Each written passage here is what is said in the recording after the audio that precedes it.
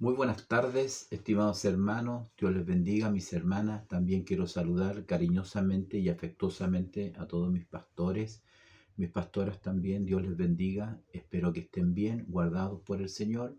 Esperamos que esta inclemencia del tiempo que ha afectado a gran parte de nuestro país no haya tenido ningún impacto negativo en vuestros hogares o en los hogares de la hermandad. Les saludo cariñosamente en el nombre del Señor Jesús. Un abrazo a la distancia, esperando ahora que el Señor nos bendiga en esta nueva lección que el Señor nos ha dado para este fin de semana. Estamos entusiasmados de estudiar estas lecciones, estos temas que hoy se centran a partir ya de la semana pasada en la persona de David, el hombre que era conforme al corazón de Dios. Vamos a ver sus aciertos y sus errores. Y en esta lección especialmente tenemos un episodio muy importante que considerar, esperando que sea esta una lección, un motivo de mucha bendición para vuestras vidas, como lo ha sido también para mi vida. Voy a orar al Señor para encomendarme en las manos del Señor y así tener una lección que nos dé lecciones prácticas para nuestra vida, porque de eso se trata el estudio de la palabra del Señor. A través de su palabra, Dios debe de enseñarnos, mostrarnos su voluntad, su propósito para con nuestras vidas. Que Dios nos bendiga. Padre Celestial, gracias le damos en esta hora por este nuevo momento que usted nos da, este tiempo, Señor, de poder estar delante de su presencia. En su santo y bendito nombre iniciamos este estudio, esperando como siempre, Señor, que sea motivo de mucha bendición para nuestras vidas, para la congregación, para mis hermanos, mis hermanas, para todos aquellos que tengan la oportunidad de participar en la escuela dominical, en el estudio bíblico. Le pido ahora su bendición y su dirección en el nombre de Jesús. Amén y amén. Bien, gracias al Señor. Vamos a ir entonces inmediatamente a la lectura bíblica, que en esta ocasión está un poquito larga, pero me parece que es importante leer estos pasajes. Quizás para algunos sea la única vez que lea este pasaje y por lo tanto es importante que leamos. Amén. Entonces, la lección se encuentra en el libro Segunda de Samuel, capítulo 6, versículos del 1 al 19. Es un capítulo que tiene 23 versículos. Vamos a leer hasta el 19 y al final del estudio haremos algunos comentarios al respecto de los versículos restantes hasta el 23. En el nombre del Señor Jesús. David volvió a reunir a todos los escogidos de Israel, 30,000, y se levantó David y partió a Baala de Judá, con todo el pueblo que tenía consigo, para hacer pasar de allí el arca de Dios, sobre la cual era invocado el nombre de Jehová de los ejércitos, que mora entre los querubines. Pusieron el arca de Dios sobre un carro nuevo y la llevaron de la casa de Abinadab, que estaba en el collado, y Usa y Ahío, hijos de Abinadab, guiaban el carro nuevo. Y cuando lo llevaban a la casa de la casa de Abinadab, que estaba en el collado con el arca de Dios, Ahío iba delante del arca, y David y toda la casa de Israel danzaban delante de Jehová con toda clase de instrumentos de madera de haya, con arpa, salterio, panderos, flautas y címbalos. Cuando llegaron a la era de Nacón, Usa extendió su mano al arca de Dios y la sostuvo, porque los bueyes tropezaron. Y el furor de Jehová se encendió contra Usa, y lo hirió allí Dios por aquella temeridad, y cayó allí muerto junto al arca de Dios. Y se entristeció David por haber herido Jehová a Usa, y fue llamado aquel lugar Pérez Usa hasta hoy. Y temiendo David a Jehová aquel día, dijo: ¿Cómo ha de venir a mí el arca de Jehová? De modo que David no quiso traer para sí el arca de Jehová a la ciudad de David, y la hizo llevar David a casa de Obed Edom Geteo. Y estuvo el arca de Jehová en casa de Obed Edom Geteo 3 meses, y bendijo Jehová a Obed Edom y a toda su casa. Fue dado aviso al rey David diciendo: Jehová ha bendecido la casa de Obed-Edom y todo lo que tiene a causa del arca de Dios. Entonces David fue y llevó con alegría el arca de Dios de casa de Obed-Edom a la ciudad de David. Y cuando los que llevaban el arca de Dios habían andado 6 pasos, él sacrificó un buey y un carnero engordado. Y David danzaba con toda su fuerza delante de Jehová, y estaba David vestido con un éfod de lino. Así David y toda la casa de Israel conducían el arca de Jehová con júbilo y sonido de trompeta. Cuando el arca de Jehová llegó a la ciudad de David, aconteció que Mical, hija de Saúl, miró desde una ventana y vio al rey David que saltaba y danzaba delante de Jehová, y le menospreció en su corazón. Metieron pues el arca de Jehová y la pusieron en su lugar, en medio de una tienda que David le había levantado. Y sacrificó David holocaustos y ofrendas de paz delante de Jehová.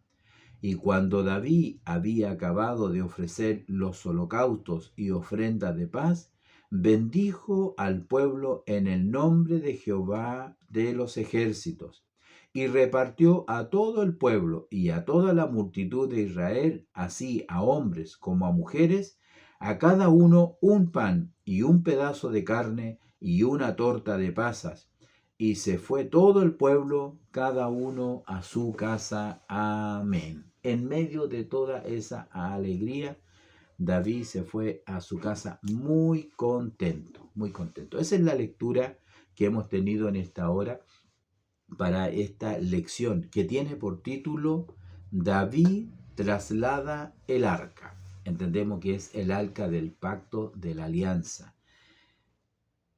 La lectura que hemos tenido hasta el versículo 19 y el texto a memorizar, Primera de Crónicas, capítulo 16, 29. Vamos a buscar nuestro texto entonces, Primera de Crónicas, que quiero decir que este libro, Primera de Crónicas, desde estos versículos, encontramos la historia paralela. Usted puede también leer Primera de Crónicas, el 16, especialmente el capítulo 16, usted encontrará la misma historia y también añade algunos otros antecedentes que nos van a servir para este estudio, ¿ya? Entonces dijimos que Primera de Crónicas, capítulo 16, versículo 29, dice así: en el nombre del Señor Jesús. Dad a Jehová la honra debida a su nombre, traed ofrenda y venid delante de él, postraos delante de Jehová en la hermosura de la santidad. Amén. Hasta allí entonces tenemos el texto para memorizar de esta lección, el cual nos está hablando acerca de la hermosura, de postrarse delante del Señor. Vale decir que la hermosura de Jehová es la santidad. La hermosura de las doncellas, del pueblo de Dios, de la iglesia, es la santidad. La iglesia se viste de santidad. El cristiano se viste de santidad. Si alguien quiere ser hermoso ante los ojos del Señor, tiene que ser santo.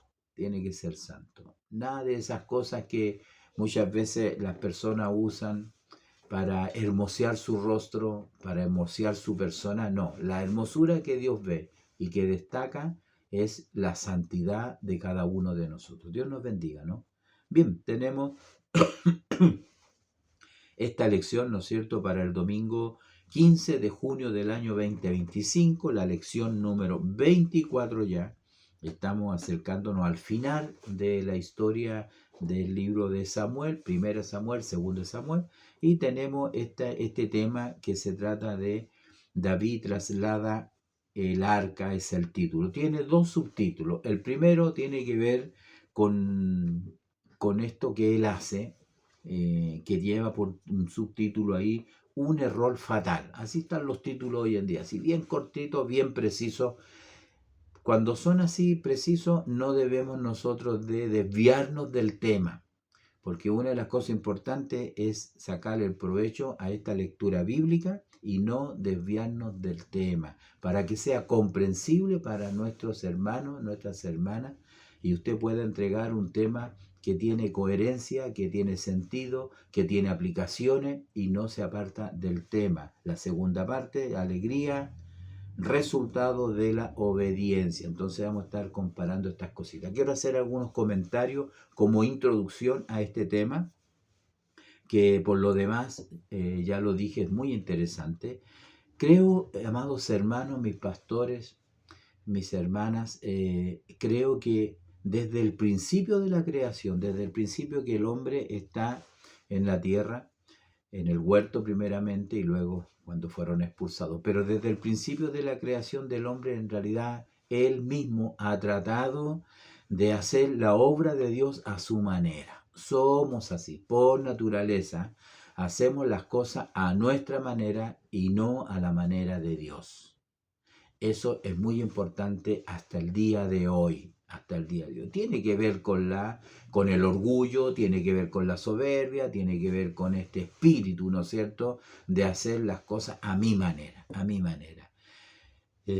Se cree, a veces el hombre cree, la persona cree, y especialmente quienes están en un cargo de eminencia, en un cargo de importancia, en un cargo de autoridad, se cree que el plan que nosotros tenemos, el plan que usted tiene, a veces se cree que es mejor que el plan que tiene Dios.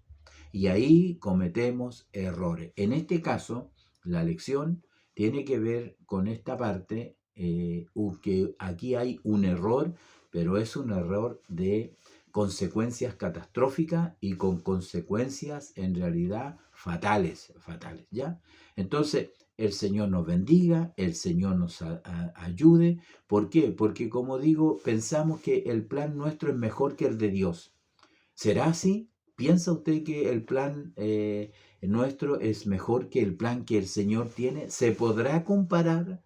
¿Se podrá comparar la estrategia suya, el plan suyo, lo que usted piensa con el plan que verdaderamente tiene el Señor?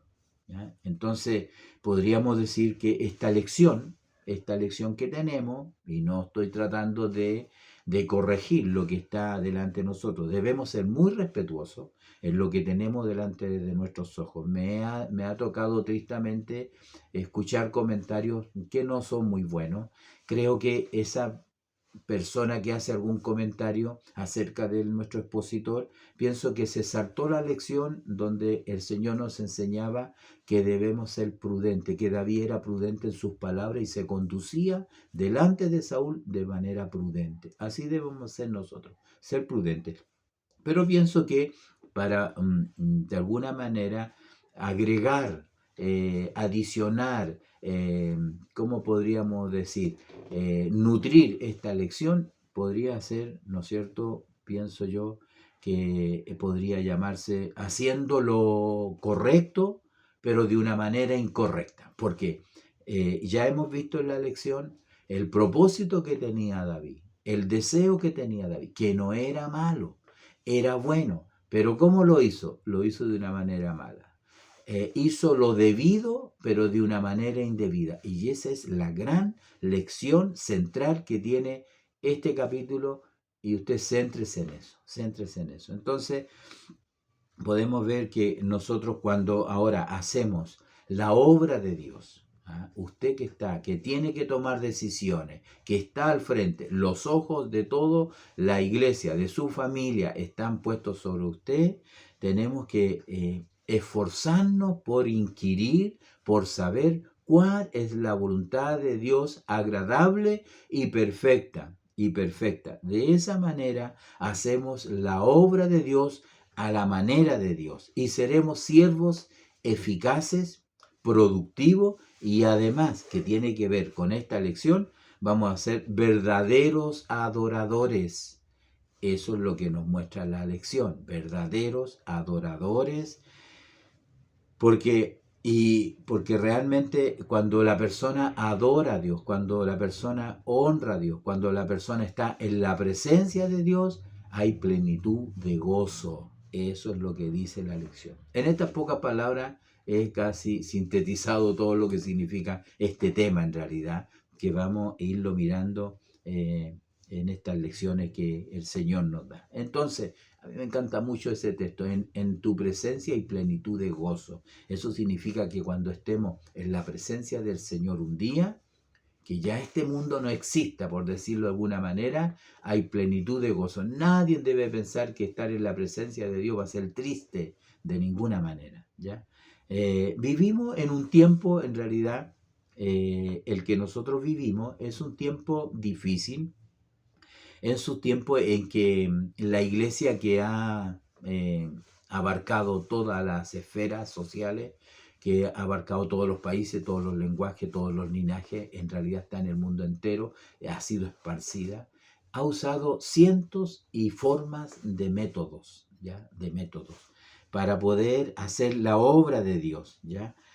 Pero si no tenemos cuidado, nosotros, la iglesia, usted, la iglesia local, la iglesia de Dios Pentecostal, con nuestras autoridades, porque algunos pastores también del directorio escuchan si no tenemos el cuidado de cómo hacemos la obra de Dios, podemos olvidar y olvidarnos de algo muy importante, que quiero decirlo en esta hora. Podemos olvidarnos de algo que es sumamente importante. Hay que considerar que Dios no solamente es el autor de los resultados. Nadie puede abrogarse, ya lo vimos la semana pasada, lo dije. David en algún momento, cuando se desencadenaron todos estos eventos y él quedó como único rey soberano, el único rey ungido, él llegó a decir: Señor, esto lo hiciste tú, esto lo preparaste tú. Y eso es verdad. En la vida de David y en la vida nuestra es exactamente lo mismo. Si usted ha llegado a una posición de honra, de autoridad en su ministerio, en la iglesia, ¿no es cierto?, con algún cargo importante, eso es voluntad de Dios. Él es el que promueve, dije la semana pasada, Él es el que promueve a las personas. Toma al hombre del hoyo profundo y lo sienta con los príncipes y lo pone en honra delante de todo el pueblo, por decirlo de alguna manera. Entonces, no nos olvidemos que Dios es el autor del resultado final. Nunca usted tiene que abrogarse que es resultado de su inteligencia, su capacidad, de su estudio, de que es un buen maestro. No, no, no, de ninguna manera. De ninguna manera. Somos vasos de barro en los cuales el Señor deposita su sabiduría, su gracia, sus dones maravillosos para que la honra y la gloria siempre sea para el Señor, ¿ya? Entonces, Dios no solamente es el autor del resultado final, sino también del medio por el cual se llega a ese resultado. Él también es el autor de eso. O sea, a la manera de Dios, a la forma de Dios, llegamos al resultado final. Es el plan original que Dios tiene para usted y para mí. No debemos salir ni a derecha ni a la izquierda, ¿ya? Entonces, en esta lección, en realidad es una lección muy ilustrativa, una lección poderosa, ilustrativa, que nos va a golpear a todos de alguna manera. Usted que piensa, que cree que lo que hace está espléndido, está excelente, no hay otro plan mejor, debe de considerar o debe de pensar y meditar si lo que está haciendo es conforme a la voluntad de Dios. ¿Me entiende? Entonces, esto es muy importante en realidad. Podríamos sacar muchos ejemplos, pero no quiero alargarme demasiado, solamente decir una frase que dice la Escritura en el libro de Números, si no me equivoco, dice: mira, hazlo conforme al modelo que te fue mostrado en el monte. Usted ya sabe a qué me estoy refiriendo. A todo lo que era el tabernáculo, el mobiliario del tabernáculo, y Moisés tenía que hacerlo conforme al modelo que le fue mostrado en el monte. No se podía hacer de otra manera. No se podía hacer de otra manera. Existe solamente una manera y esa es la manera de Dios, ¿ya? Entonces, volviendo, centrándonos en el tema después de esta, me parece a mí necesaria explicación para que se nos vaya abriendo el entendimiento de qué es lo que tenemos ante nuestros ojos en esta lectura bíblica. Tenemos que ver, ¿no es cierto?, que después de la muerte de Saúl, David sube al trono. y comienza ahora a gobernar, es el único. Ya lo vimos la semana pasada, e Israel ya se había reunido, las tribus lo habían aceptado, no solamente Judá, sino todo Israel, todas las tribus. Todas las tribus lo habían escogido como el rey ungido por el Señor. Era el único rey, el único monarca en toda la tierra de Israel. Pero una vez, ¿no es cierto?, que algunos versículos acá, que nos saltamos algunos capítulos, una vez que, y eso lo voy a pasar muy rápido en realidad, para no perdernos de la lección, porque si hablamos de otros temas que hay por acá, en la guerra civil, ¿no es cierto?, que hubo, y todo eso, y volvemos para atrás, entonces no vamos a hacer la lección, y no vamos a hacer ni una cosa bien, ni una ni la otra. Entonces él, ¿no es cierto?, conquista Jerusalén, ya, conquista Jerusalén, se establece allí. Hay algunas muertes por ahí, vemos la historia de Ibosé como asesinado, y así Jerusalén, como digo, se convierte en la capital. Hay una alianza con un rey, Irán, y también hay unos versículos ahí del capítulo 5 que habla de los hijos de David. Tuvo hartos hijos en realidad y algunas hijas también. Eh, entonces, en esto vemos cómo él finalmente gana la guerra, o es una guerra constante con los filisteos en realidad. Pero, como digo, lo primero que él hace, y aquí no entramos en el tema, lo primero que él hace en su agenda, yo me imagino en los gobiernos, una vez que existe el traspaso de un gobierno a otro, obviamente el nuevo presidente cambia su gabinete y comienza a hacer las primeras obras, algunas de las promesas de campaña, otras no las hace, pero lo primero que él hace en su agenda real entonces fue restaurar el arca del pacto, trayéndola ahora a Jerusalén, de regreso a Jerusalén. Eso es lo primero que hace. Como dice el versículo 1, David volvió a reunir a todos los escogidos de Israel, 30.000 hombres, no eran pocos. No eran pocos hombres, no era un evento pequeño. Él quiso que todo el pueblo participara en esto que iba a ser la cosa más grande para él, lo más glorioso. ¿Por qué lo hizo? ¿Por qué hace esto? Es interesante. Así la Biblia nos lleva a hablar acerca de este pasaje, 2 de Samuel, capítulo 6, y también, como dijimos, primera de Crónicas, capítulo 13, ¿ya? ¿Por qué lo hizo? Esa es la pregunta. Yo aprendí que uno tiene que hacerse pregunta al pasaje, a las escrituras, y el Señor le empieza a mostrar y le empieza a revelar. No lea solamente, porque leer, si usted lee, ¿y qué le enseña a los hermanos? No le enseña más allá que una lectura, la tenemos todos, tenemos cuántas Biblias en nuestras casas, la lectura la tenemos todo y podemos leerlo perfectamente. Pero hágale pregunta al pasaje, ¿por qué lo hizo?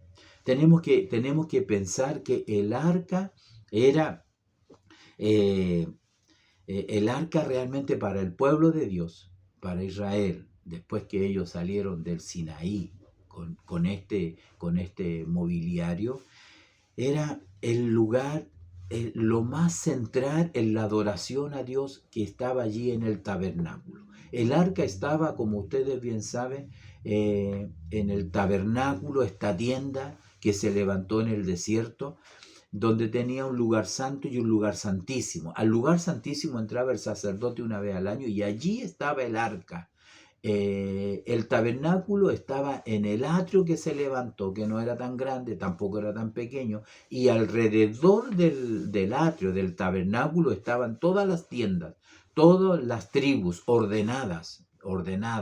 Estaban los levitas y así todas las tribus totalmente ordenadas, de tal manera que el arca quedaba en el centro, en el lugar prominente, en lo más importante, porque era el lugar de adoración. Allí Dios estableció el arca del pacto, que además no debemos de dejar pasar, era, ¿no es cierto?, la presencia de Dios en medio de su pueblo. Era la presencia de Dios. El arca, este mueble, representaba a Dios de alguna manera, ¿ya?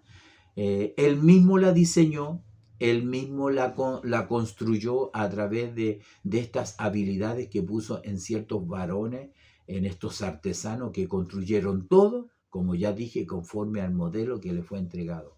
Es importante conocer estas cosas. No vamos a ahondar más allá porque no es parte de la lección.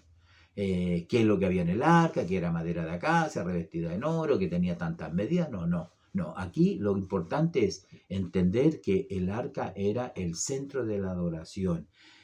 Era algo simbólico para el pueblo, central para el Dios del cielo. Él hablaba desde allí, él le habló a Moisés, desde ese lugar salía la voz audible y Moisés escuchaba las instrucciones que Dios le daba. Entonces, era vital, mis amados pastores, era vital, ¿no es cierto?, que el arca estuviera en ese lugar en la nación. Entonces, ahora entiendo por qué lo primero que David tiene en su agenda es traer el arca del pacto a Jerusalén.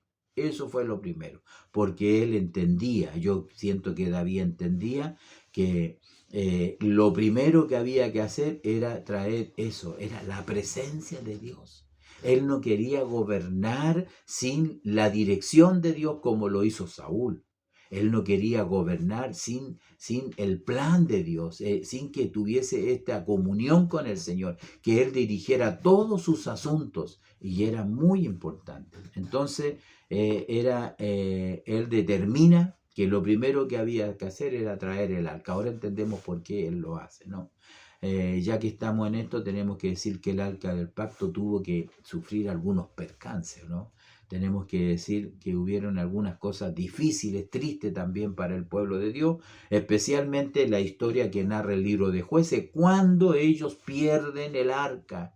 En una guerra con los filisteos, ellos pierden el arca y se la llevan los filisteos a su tierra y la pasean de una ciudad a otra. Era un trofeo de guerra y finalmente, ¿no es cierto?, la ponen en un templo que tenían ellos, donde estaban sus dioses. Ahí el dios era Dagón, ¿no?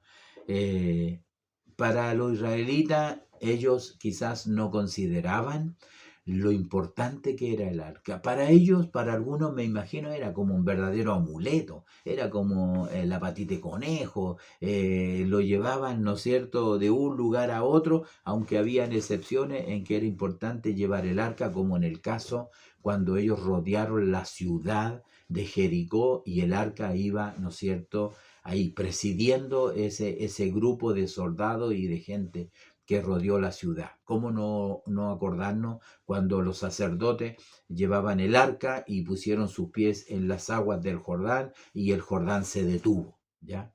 Pero cayó en las manos de los filisteos, como digo, la pusieron en su templo. Primera de Samuel, en el capítulo 5, nos narra una historia interesante. Cuando ellos ponen el arca allí, resultó que a la mañana siguiente el dios, el ídolo, Dagón, es increíble cómo un ídolo, ¿no es cierto?, se amanece arrodillado en reverencia al arca del pacto de Dios. Ahí se ve que quién es el verdadero Dios. Al otro día ellos lo toman, lo ponen, lo paran y pasa exactamente lo mismo. Lo mismo sucede al final cuando finalmente el arca, el ídolo Dagón aparece delante del arca con la cabeza cortada y las manos cortadas. Me acuerdo que cuando David o cuando el gigante Goliat maldice a David, él lo maldice por sus dioses, por el dios Dagón lo maldice. Y David se ríe porque sabe que Dagón no es un dios, es un ídolo. ¿Y qué es lo que hace David? Lo mata y le corta la cabeza. Al igual que el dios de ellos, porque no tenía ningún valor. Le corta la cabeza igual como le fue cortada la cabeza al ídolo allí frente al arca del pacto. Entonces, es interesante este tema. Todavía vamos a entrar de pronto a la narración, ¿no? Entonces, donde quiera que los filisteos llevaban el arca, donde quiera que ellos la llevaban había calamidades. Estuvo 7 meses, si no me equivoco, con los filisteos, que finalmente nadie la quería, porque habían tumores, habían enfermedades, habían calamidades, y ellos la llevaban de Asdod a Ascalón, a Gat, a todas las ciudades, y no, la única manera y forma era que ellos definitivamente decidieron devolverla, ¿ya? Entonces, de todas maneras, haciendo un comentario un poco de algunos pasajes importantes, pero que tienen que ver con el tema. ¿Ah? No me estoy saliendo del tema, estamos hablando del arca, el título es el arca. Finalmente, cuando ellos la devuelven, bueno, ellos ni los israelitas sabían qué hacer con el arca, ni ellos sabían qué hacer, ¿no? Eh, en Besemen, por ejemplo, ellos no entendían nada, además eran curiosos y quisieron saber qué es lo que había dentro del arca. Yo siento que ellos sabían, porque la historia, porque se transmitía, ¿no es cierto?, la historia del pueblo, pero ellos querían ver lo que había dentro. Usted sabe lo que había dentro del arca. ¿Y qué es lo que se sucedió?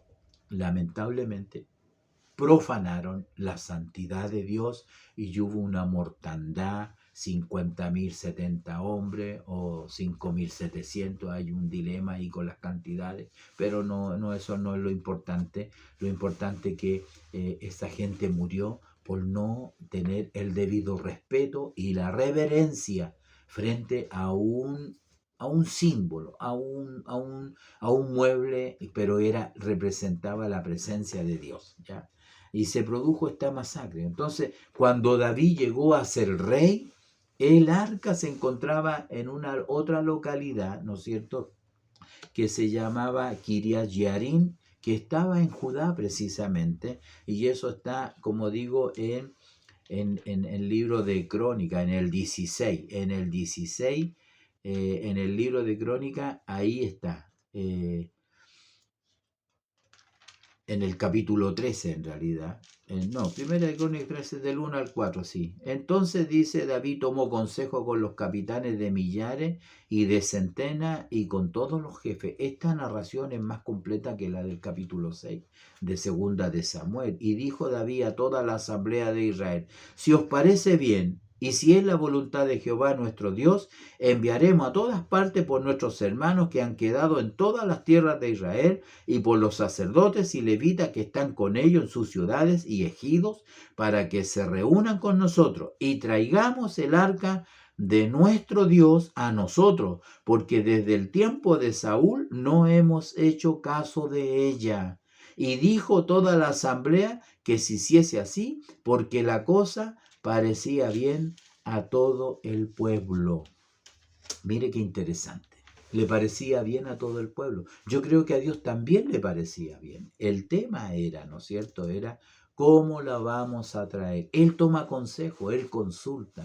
Y como podemos ver en esta lección que tenemos, él hace los preparativos para poder traer esta arca. El arca, como decía ahí en el pasaje, había quedado en el olvido.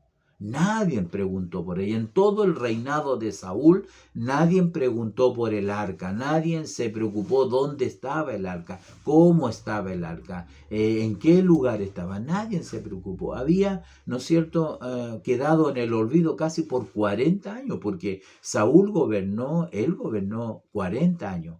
Entonces, David gobernó en Hebrón unos 7 años. Entonces, casi 50 años quedó en el olvido. Puede que hayan otras cuentas, pero una cuenta rápida puede ser casi 50 años y quizá un poquito más, puede haber estado el arca realmente en el olvido. Bueno, en el tiempo y gobierno de Saúl, ¿qué se podía esperar? ¿Qué se podía esperar?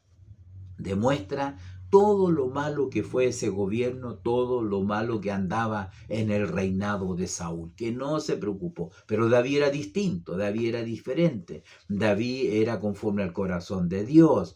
Él necesitaba estar cerca del Señor, él necesitaba que Dios esté cerca de él, ¿no? Y por eso él hace los preparativos para traer esta arca. David sabía que el arca del pacto simbolizaba, como dije anteriormente, la presencia de Dios. Él sabía lo que significaba el arca, él no la menospreció y él no la dejó en el olvido, fue, como digo, lo primero que hizo en su agenda y me parece bien, ¿no? Él quería, como digo, que Dios fuera el centro de su liderazgo, como lo fue en el desierto, así él quería que fuera en su gobierno. Todo eso me parece bien y finalmente él determina traer el arca a Jerusalén. Así vamos entendiendo estos propósitos que se van alineando con el propósito de Dios, porque eso es lo importante. Nuestra vida, nuestros pensamientos, nuestra forma caminan paralelo a la voluntad de Dios. Cuando se juntan, entonces vemos la gloria de Dios, ¿ya? Bien, como podemos ver, leamos, ¿no es cierto?, nuevamente un poquito estos versículos. David volvió a reunir a todos los escogidos de Israel, 30.000. Y se levantó David y partió de Baala. Aquí no dice la ciudad, aquí dice el sector, pero como digo acá en esta parte del capítulo 13, él, ¿no es cierto?, dice en esta. Entonces reunió a todo Israel desde Shor de Egipto hasta la entrada de Hamad para que trajesen el arca de Dios de Kiriat Yarim. O sea, Baala, Kiriat Yarim, era como quien dice la provincia y la ciudad, ¿no? Ya, bien, entonces no vamos a entrar allí. Ahí mis hermanos, algunos en la iglesia local, ya son expertos en los mapas en realidad. Pero a mí lo importante es el propósito de la lección, por qué él trae el arca y qué es lo que sucede en realidad, ¿no? Entonces, como podemos ver en esta lección que estamos leyendo, dice la Escritura, y se levantó David y partió a Baala de Judá con todo el pueblo que tenía consigo para hacer pasar de allí el arca de Dios, sobre la cual era invocado el nombre de Jehová de los ejércitos que mora entre los querubines. Versículo 3. Pusieron el arca de Dios sobre un carro nuevo y la llevaron a la casa de Abinadab que estaba en el collado, y Usa y Ahío, hijos de Abinadab, guiaban el carro nuevo. Tomaron el arca, la pusieron en un carro nuevo y la trajeron desde Kiriat Yarim o Baala para llevarla directamente a Jerusalén. Entonces, aprendemos ahora lecciones importantes, ¿no? Lo primero es, ¿no es cierto?, en esta lección, el buen deseo en el corazón que había en David. Eso es innegable. Eso es una lección para nosotros hermosa. Buscar la presencia de Dios, la comunión con Dios, es una lección importante para nosotros en estos tiempos, cuando la gente hoy en día se preocupa tanto de sus cosas personales, de sus proyectos personales, que por las cosas de Dios. Como nos hablaba anoche un hermano en la iglesia, nos hizo el comentario cuando ellos regresan de la cautividad, se preocupaba más de su casa artesonada, dice, que de la casa de Jehová que estaba arruinada, por decirlo de alguna manera. Y eso es así. La gente a veces está más preocupada de sus proyectos personales que por su vida espiritual, de la presencia de Dios en su vida, ¿ya? Entonces, lo primero es el deseo que tiene David de traer el arca. Ahí lo dice, ¿no? Él reúne a toda esta gente, miles de personas, muchos cantores, una gran orquesta, muchos sacerdotes y levitas, todo para este gran evento, ¿ya? Lo segundo, ¿no es cierto? Como digo, es un proyecto grande, no es pequeño, es grande, no es algo que pase desapercibido de ninguna manera. 30.000 hombres, una gran celebración. Pero hubieron cosas que no estuvieron bien, lamentablemente. Dice la Escritura que ellos, ¿no es cierto?, en esta ocasión estaban muy contentos con lo que estaba sucediendo. Así lo dice el pasaje acá que tenemos, ¿no es cierto?, en esta lección. Entonces podemos ver, ¿no es cierto?, que hubieron cosas que no estuvieron bien. ¿Qué cosas no estuvieron bien? ¿Qué es lo que hizo mal? Como digo, él hizo lo debido. Hasta aquí todo está bien, pero cómo lo hizo estaba muy mal, pésimo, pésimo. Realmente hizo lo correcto de traer el arca, pero de una manera incorrecta. La gente realmente, estimados hermanos, hoy en día, y creo que también quizás muchas veces en la iglesia a alguien se le ha ocurrido que la gente, ¿qué es lo que dice? El fin justifica los medios. No importa cómo lo hagas, no importa cómo lo haces, no importa la gente que tenga que morir o lo que tenga que sacrificar, lo importante es el fin. Así dice la gente, pero este pasaje dice lo contrario. No, este pasaje no dice eso. La gente dice que si se logra el objetivo, no importa cómo tengas que hacerlo. No, este pasaje dice totalmente lo contrario. De manera que si usted en los caminos del Señor, en la obra de Dios, piensa así, tengo que lamentablemente decirle no, te equivoca, ese no es el plan de Dios, es el plan tuyo, personal. Y como ya dije al principio de este estudio, la gente le gusta, los hermanos les gusta, a personas que les gusta hacer las cosas a su manera, de manera hasta a veces terca. Y de aquí no me saca nadie.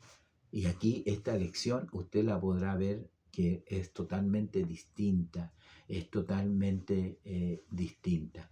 Entonces, Dios había dado instrucciones precisas, muy específicas de cómo había que mover el arca, cómo había que trasladarla.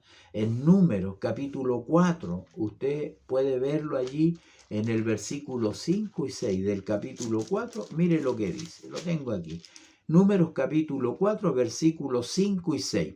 Y cuando haya de mudarse el campamento, vendrán Aarón y sus hijos y desarmarán el velo de la tienda y cubrirán con él el arca del testimonio y pondrán sobre ella la cubierta de pieles de tejones y extenderán encima un paño todo de azul y le pondrán sus varas. Versículo número 4, versículo 4 y 5. El 6 dice, el 6, y pondrán sobre ella sobre la cubierta pieles de tejones, y sobre la mesa, de la proposición extenderán un paño azul y pondrán sobre ella las escudillas, las cucharas y todas las cosas, ¿no es cierto? Aquí podemos ver en este pasaje que ellos tenían que tener mucho cuidado de cuando trasladaban el arca. Nadie la podía ver, la cubrían inmediatamente. Ni muchos levitas, ni siquiera ellos tampoco podrían verla. Entonces podemos ver en estos versículos no se podía hacer de otra manera. Entonces me parece sumamente interesante considerar, ¿no es cierto?, en este pasaje que estamos viendo nosotros, la manera y la forma que ellos tenían que hacer este traslado, ¿no? Ya, entonces, para traer el arca, ellos, ¿qué es lo que hicieron? Ellos pusieron un carro nuevo para llevarlo. ¿De dónde sacó David esta idea de poder trasladarla? ¿De dónde? ¿Cómo se le ocurre hacer eso?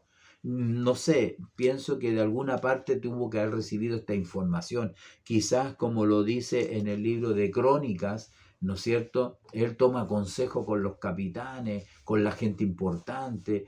Quizá alguien le dijo, mire, los filisteos hicieron esto y nos entregaron el arca en un carro nuevo tirado por bueyes. Ya leímos esa parte, la estudiamos alguna vez.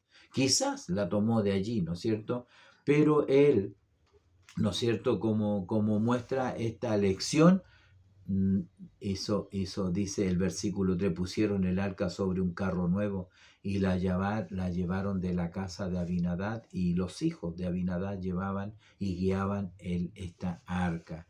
Entonces la cosa parecía bien a todo el pueblo. Probablemente en esa reunión, como digo, alguien tiene que haber dicho lo que habían hecho los filisteos, y bueno, allí lamentablemente David no consultó a Jehová.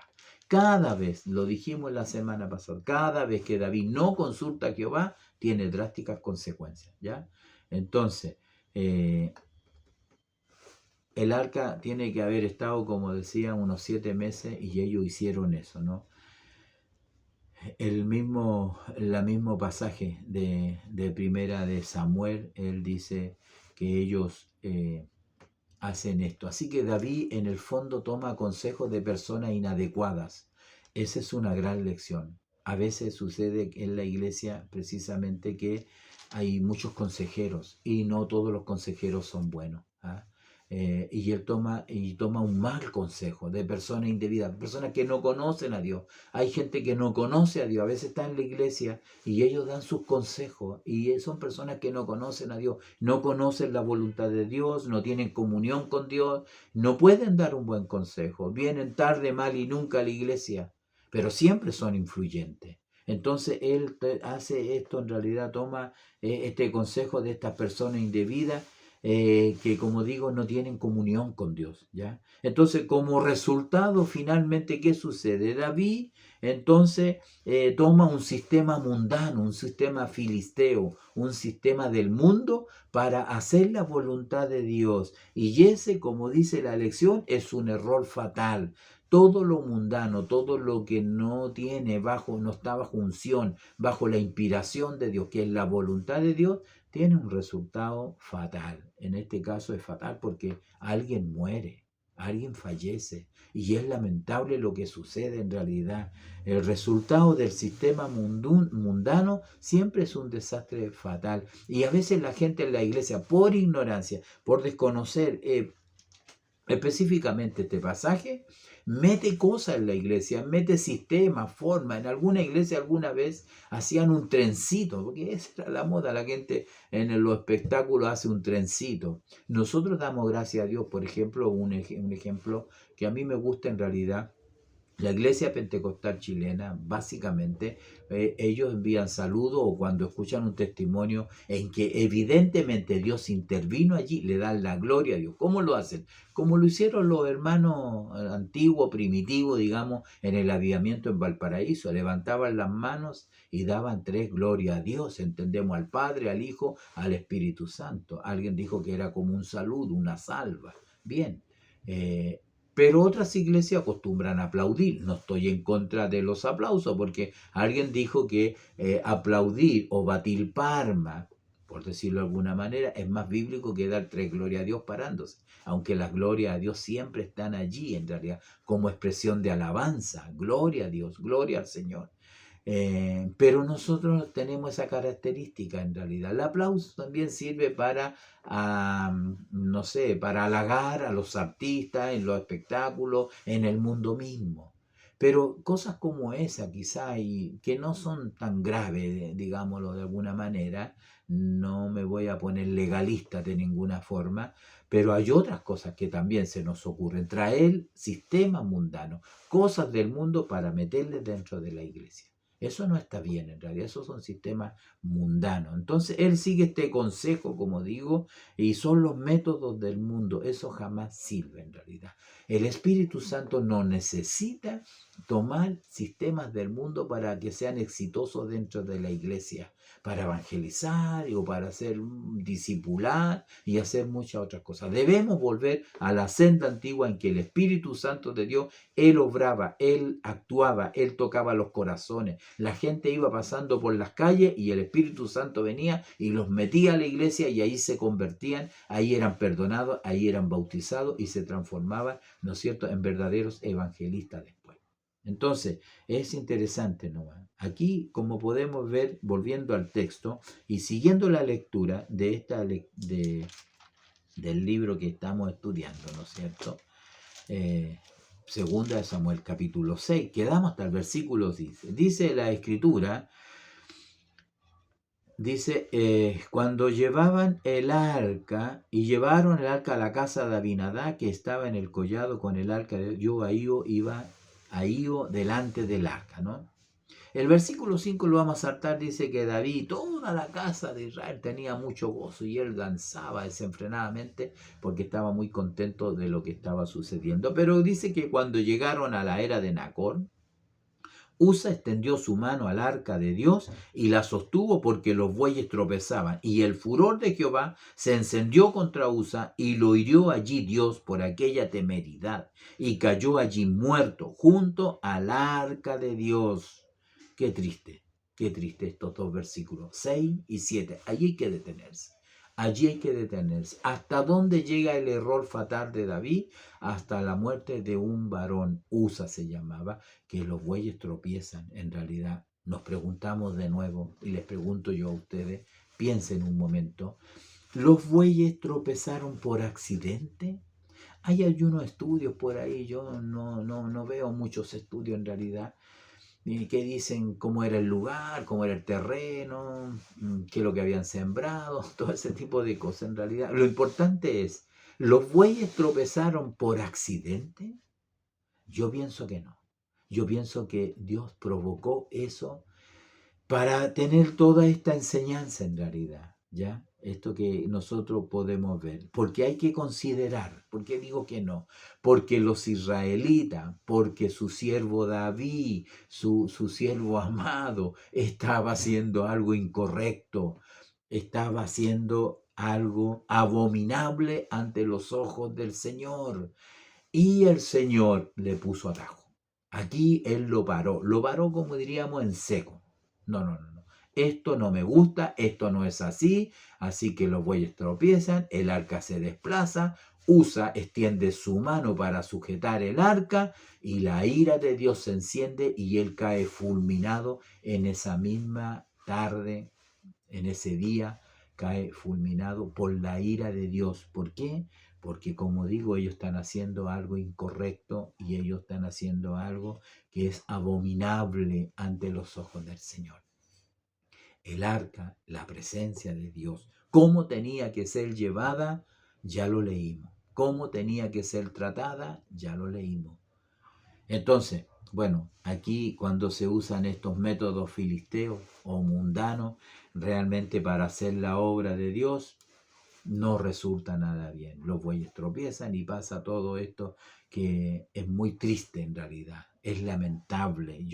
Mire, David gozoso, David contento, David saltaba de alegría y de pronto pasa esto. ¿Qué le pasa a David? Dice la escritura que y se entristeció David por haber herido Jehová a Usa y fue llamado a aquel lugar Pérez Usa. Entonces, que significa prácticamente el quebrantamiento de Usa. Allí fue quebrantado este varón, ¿ya?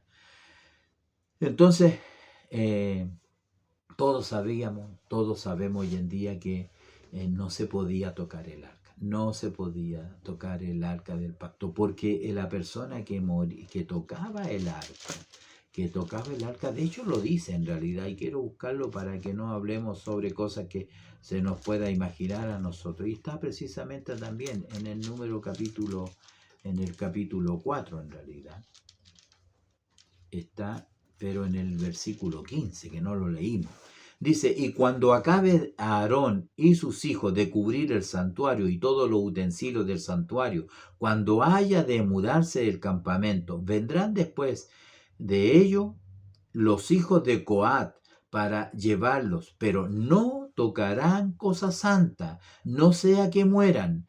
Estas serán las cargas de los hijos de Coat en el tabernáculo de reunión. ¿Quiénes tenían que hacerlo? Los hijos de Coat. Pero no podían tocar, aunque ellos eran levitas también, de la familia de Coat, no podían tocar el arca, no la podían tocar. No sea, dice, no sea que mueran. Y eso fue lo que le pasó a este varón. Así ocurrió. Porque cuando uno desobedece a Dios, lo más probable es que la persona muera. Y quiero comentar algo en realidad. Usted pensará, usted dirá, y puede ser tema de discusión en la clase, ¿qué culpa tenía Usa? Que él era inocente.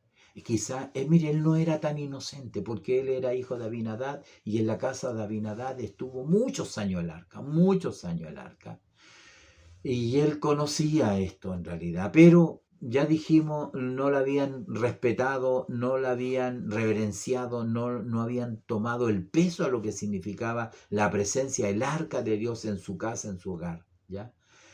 Y por otro lado, en realidad, aunque uno pensara que fue como inocente, como dijo a alguien en una clase, en realidad, este Amalecita no era tampoco tan inocente, porque tenía una sentencia de muerte dada por Dios. Entonces, aquí muere alguien inocente. Pongámonos en el caso que muere alguien inocente. ¿Cuál es la lección? Otra lección más otra lección práctica para nuestra vida que nos entregue esta lección. Cuando uno desobedece a Dios, lo más probable es que personas inocentes sufran, que personas inocentes, como en este caso, mueran. Ojo. Y eso nos involucra a todos, a los padres, a las madres, los esposos, las esposas, los líderes que están en autoridad. Lo más probable que esas personas sufren por la desobediencia de otro. En este caso, el único responsable de esta acción es David. David cometió un error, David se equivocó, como se equivocó también cuando fue a donde el sacerdote Nod y Ahimelech y finalmente ellos mueren todos, 85 sacerdotes. ¿Por qué? Por una tontera. Aquí también sucede lo mismo. ¿Quién cometió el error? David. No tomó precauciones, no consultó a Dios, no se indagó en la ley, en las escrituras, no le consultó a los sacerdotes, sino que lo hizo a su manera y no a la manera de Dios, y ahí tenemos las trágicas consecuencias. Entonces, cuando uno desobedece a Dios, lo más probable es que tu familia sufra, lo más probable es que alguien inocente muera, alguien inocente, ¿no es cierto?, sufra las consecuencias, como diríamos en el mundo, paga los platos rotos, en realidad. Entonces, eso fue lo que sucedió, eso fue lo que sucedió. Hay otra lección, la demora. Uno cree que va a cortar camino con nuestro sistema. Uno cree que nuestro sistema es mejor que el de Dios, nuestro método es mejor que el de Dios y acortamos camino, pero aquí no acortó camino, aquí alargó el camino. Aquí por 3 meses este proyecto que partió muy bien tuvo que ser demorado y se fue a la casa de Obed Edomita. Obed, ¿no es cierto? Obed Edom, Geteo. Entonces hay una demora porque realmente cuando uno lo hace a la manera de uno, no hay seguridad de que sea más rápido y menos que sea exitoso, ¿ya? Entonces cuando David presencia este desastre, se entristeció, tuvo gran temor y no quiso traer el arca, no la quiso traer, no la quiso traer. Ahí en la iglesia, digamos, el texto dice, y se entristeció David por haber herido a Jehová a Usa. Y temiendo David a Jehová aquel día, dijo, ¿cómo ha de venir a mí el arca de Jehová? De modo que David, mire, no quiso traer el arca para sí, el arca de Jehová a la ciudad de David. Él dijo, no quiero esta arca, no la quiero cerca, porque el que la toca muere. Así de importante es el tema que estamos tratando, ¿ya? Esto nos permite pasar un poco a la segunda parte de esta lección, desde el versículo 12 adelante, porque ¿qué hace David? Entonces él dice que la hizo llevar a la casa de Obed-edom, y estuvo el arca de Jehová en casa de Obed-edom 3 meses, y bendijo Jehová a Obed-edom y a toda su casa. Mire, donde está la presencia de Dios y bendición. ¿Cómo se traspasa la bendición que podría haber tenido David, Jerusalén, los habitantes de Jerusalén? Se es traspasada a la casa de Obed, a otra persona. Eso sucede. Cuando uno desprecia, cuando uno no considera, cuando uno no mira en menos las cosas, cuando uno no le interesan las cosas de Dios, entonces la bendición se va a otro lado. Retén lo que tienes para que ninguno tome tu corona, ninguno tome la bendición. En este caso, el bendecido fue este hogar, esta casa de este varón. Hay alegría. En la segunda parte, desde el versículo 12, hay alegría. El resultado de la obediencia, dice el título. Alegría, resultado de la obediencia, es el título. Bueno, cuando David pecó con Betsabé, en pasajes más adelante, nosotros nos vamos a dar cuenta que él escribe en el Salmo 51, versículo 12, él escribe, vuélveme el gozo de tu salvación. ¿Por qué? Había pecado, había fallado y pierde el gozo. ¿Qué le pasa aquí? Pierde el gozo, pierde la alegría, se entristece, viene pesar sobre él. Estaba contento, pero ahora por no hacer la voluntad de Dios, por ser desobediente, ahora pierde el gozo y es un hombre triste, amargado, y tiene que haber orado mucho al Señor, ¿no? Tiene que haber orado mucho al Señor. Finalmente, David aprende la lección de hacer la obra de Dios a la manera de Dios. Me gusta eso. ¿Será muy difícil? ¿Será muy difícil hacerlo a la manera de Dios? Eso batalla contra nuestro orgullo, nuestra personalidad y nuestro ego. Ojo, cuidado con eso, en realidad. Y nos lleva, ¿no es cierto?, a tomar estas lecciones. ¿Qué es lo que pasa en la casa de Obed? Dios lo bendice. Por 3 meses, cuando David escucha lo que estaba sucediendo en la casa de Obed, se anima. Ahora él dice, no, vamos por la segunda vez, pero no voy a cometer el mismo error que cometí antes. Y eso es una tremenda lección. Aquí se ve el corazón del hombre conforme al corazón de Dios. ¿Por qué? Porque él reconoce que se equivocó, él reconoce que realmente se equivocó y es lamentable, es lamentable. Entonces, en este libro nosotros podemos, mire lo que dice en Segunda de Crónicas, Primera de Crónicas, estamos en el capítulo 15, en el versículo 2, dice, entonces dijo David, el arca de Dios no debe ser llevada sino por los levitas, porque a ellos ha elegido Jehová para que lleven el arca de Jehová y le sirvan perpetuamente. Mire lo que dice, ¿no es cierto? Sí, Primera de Crónica, capítulo 15, versículo. O sea, él aprendió realmente lo que había que hacer, lo que habría que hacer. En el 14, en el 15, dice, y le dijo, vosotros sois los principales de la familia de los levitas, santificaos vosotros y vuestros hermanos, pasad el arca de Jehová de Dios de Israel al lugar que le he preparado, pues por no haberlo hecho así vosotros la primera vez, Jehová nuestro Dios nos quebrantó, por cuanto no le buscamos según su ordenanza. Así los sacerdotes y los levitas se santificaron para traer el arca de Jehová de Dios a Israel. Eso era lo que había que hacer. Santificarse, prepararse, reconocer que la primera vez lo había hecho mal. Eso nos da, ¿no es cierto?, el efecto, las consecuencias de esta segunda parte cuando Él lo hace bien. Él lo hace a la manera de Dios, a la manera del Señor. Y esta realmente es una de las experiencias más notables. Me he pasado un poquito en el tiempo, pero quiero concluir con esto, que es una de las experiencias más notables que David tiene de alegría, de gozo y de contentamiento. El gozo de Jehová es nuestra fortaleza. Y es una de las experiencias más notables, creo que la más notable en realidad en toda la historia de él, el gozo, a diferencia de los salmos que también expresan mucho gozo y alegría. Los salmos expresan tristeza, alegría, triunfo, miedo, dudas.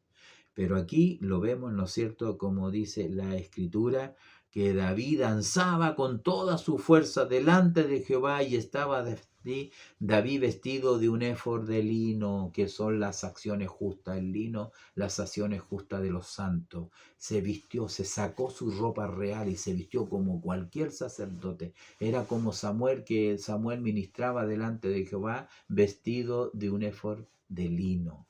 Así lo dice cuando estudiamos el libro de Samuel. Así lo hace David en realidad. Ahora vuelve David a estar en comunión con Dios. Su pecado fue perdonado y vuelve a estar en comunión con Dios. Y eso realmente es lo mejor que le puede haber pasado a él en realidad. Porque cuando él pierde la presencia, el gozo de Dios, muy triste.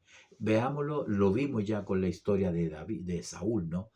Era un hombre triste, amargado, atormentado por un espíritu. No hallaba qué hacer, disfariaba, estaba al borde de la locura y finalmente termina como terminó. David no quería eso en realidad. Cuando no está el gozo, algo falta. en su vida. Cuando usted no tiene gozo de Dios, algo falta en su vida. Pero cuando hay gozo, el peso del pecado desaparece. El peso del pecado ya no está. ¿Por qué? Porque el resultado de la obediencia nos da gozo y alegría. ¿Qué dice la segunda parte? No apartándonos. Alegría, resultado de la obediencia. Lo decimos de otra manera, ¿no? El resultado de la obediencia nos da alegría y gozo. Si usted tiene la cara larga, como muchas veces uno ve tantos hermanos que andan siempre con la cara larga, no están contentos. Sin duda alguna, indudablemente, presumimos que realmente hay un problema ahí con la obediencia a Dios. No vivas en desobediencia porque no vas a tener gozo y alegría. Esto le ocurrió a David. Él estaba, ¿no es cierto?, muy contento, muy desenfrenado, y de pronto viene la mano de Dios y allí, ¿no es cierto?, bueno, pasa todo lo que pasa, ¿no? Y como digo, muchas veces eso sucede en nuestra iglesia, en nuestras congregaciones. Pero David se dejó llevar por su gozo, por su alegría. Él no se dio cuenta que alguien lo miraba por la ventana, su esposa lo menospreció, porque dijo, mire el rey David, mire, se sacó todas sus prendas de rey, de monarca, y anda igual que la gente. Y eso fue lo que dice la última parte, ¿no? Pero como dice estos versículos, él en el versículo 16, cuando el arca de Jehová llegó a la ciudad de David, aconteció que Mical, hija de Saúl, miró desde una ventana y vio que el rey David, que saltaba y danzaba delante de Jehová, y le menospreció en su corazón. Cuando David llega a su casa, se encuentra con su esposa con la cara larga y lo reprende, ¿no es cierto? Y le hace el show en realidad. Qué triste, ¿no? Nosotros damos gracias al Señor, yo doy gracias al Señor por tener la esposa que el Señor me ha dado. Y muchos de ustedes, y muchos de nosotros también. Es triste y lamentable cuando está esa separación, cuando uno tiene la mirada, uno de los cónyuges, la mirada en las cosas de arriba y el otro en las cosas de la tierra, las cosas no andan bien. Uno ama a Dios por sobre todas las cosas y el otro ama las cosas del mundo. No anda bien la cosa en realidad. Y allí podemos ver, y termina esta lección. Tenemos algunas otras cosas más que ver, pero para terminar no quiero adelantarme, pero como dice la Escritura, él le dice, aún me haré más vil que esta vez, y seré bajo a tus ojos, pero seré honrado delante de las criadas y de quienes has hablado, y me haré, ¿no es cierto?, así humilde ante los ojos del Señor. Y agrega el versículo 23, y Mical dice, hija de Saúl, nunca tuvo hijo hasta el día de su muerte. No sabemos por qué. Se produjo, fue estéril. Y como dice alguna persona, leí por ahí, probablemente David nunca la visitó, nunca tuvo intimidad con ella más. Y quizá eso fue un tema que en realidad podría dar para otro tema, para otra ocasión, porque después lo vamos a ver lamentablemente que David peca con Betsabé, cae en adulterio. ¿Y quién tiene la culpa muchas veces? Muchos fracasos matrimoniales comienzan así, comienzan con la desaveniencia conyugal. Mira lo que vamos. La desaveniencia conyugal lleva muchas veces que uno de los dos, cualquiera, el hombre o mujer, la esposa o el esposo, caigan en estos pecados graves de adulterio, trayendo mucho dolor a la familia y especialmente a los hijos. Bien, mis hermanos, nos hemos pasado en algunos minutos. Que Dios les bendiga a mis pastores, Dios les ayude, que este sea un tema importante a tratar y que el Señor les guarde y les bendiga y lo que he dicho sea para la honra y la gloria del Señor. Amén.